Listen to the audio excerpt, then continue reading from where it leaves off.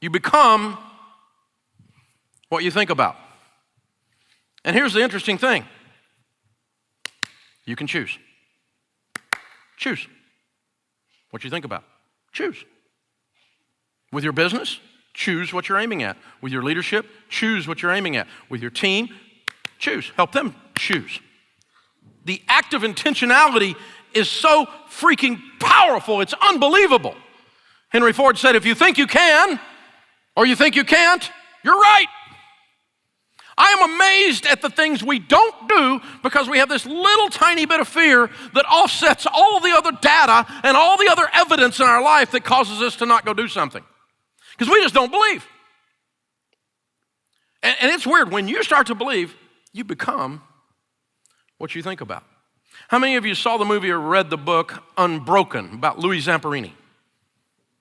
Louis Zamperini was a fabulous character. As usual, the book was much superior to the movie. The movie was all about Japanese prisoner of war camp. And the book was a little bit about that, but it was more about Louis and just this indomitable spirit that he had. And when Louis was in high school in Southern California, he became a track star, later moved up a national track star, and then by the 1936 Berlin Olympics, with Hitler standing there at the Berlin Olympics, he ran and medaled in the mile. In that, he medaled in the Olympics, and the mile speed was 4 minutes and 21 seconds, which was the standard in those days. Obviously, he medaled in the Olympics at that pace, that mile pace. 4 minutes and 21 seconds. It became part of the lore, part of the legend among the milers over the next decade that a human being could not break the 4-minute mile barrier. It could not be done. If you think you can or you think you can't, you're right. You become what you think about. People started to believe it, and lots of people ran. And finally, within just a year or two of the Berlin Olympics, a guy ran a 4-minute and 1-second mile. There was one doctor that came out shortly thereafter that said it is physically, anatomically impossible for the human body to travel at that rate of speed to break the 4-minute mile. As a matter of fact, if someone were to do that, as they crossed the finish line, their heart would explode and they would die. It's in a medical journal. People believed that was all there was. If you think you can or you think you can't, you're right. You become what you think about. 4 minutes and 1 second stood as the record in the mile for an unbelievable length of time, 9 years. So by 1954, this was just legendary. It was just, that's all there is, and the mile was kind of boring because no one could break it, and no one believed it could be broken. Along comes a guy named Roger Bannister, who on May the 6th, 1954, crosses the line with an old stopwatch that looks like this in 3 minutes and 57 seconds. He broke the barrier. I've always been enamored with this story, and the actual watch that was used to clock Roger Bannister came on sale at an auction in London a while back, and I'm like, oh yeah, I'll raise my little paddle. I'm in. I got to have this watch. What's a stopwatch worth? A little piece of history. Nobody cares anything about that. I was wrong. A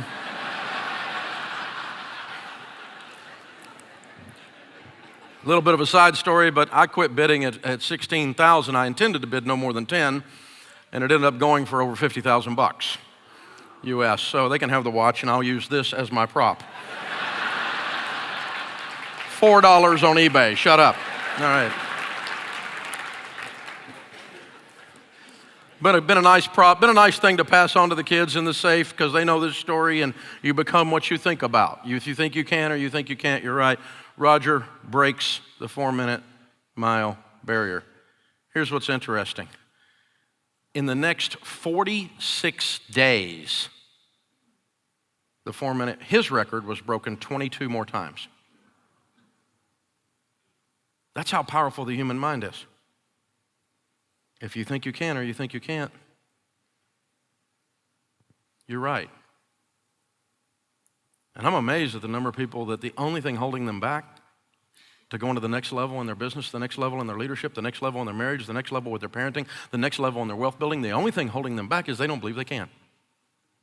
Now, again, we have to be realistic about certain things. I told you I'm not going to play in the NBA. I get that. I'm not one of those positive thinking guys that says it solves everything. But this is amazing. If you think you can or you think you can't, you're right. You become what you think about. You see, we live in a cause and effect world, a sowing and reaping world. You are going to get a bushel of what you plant.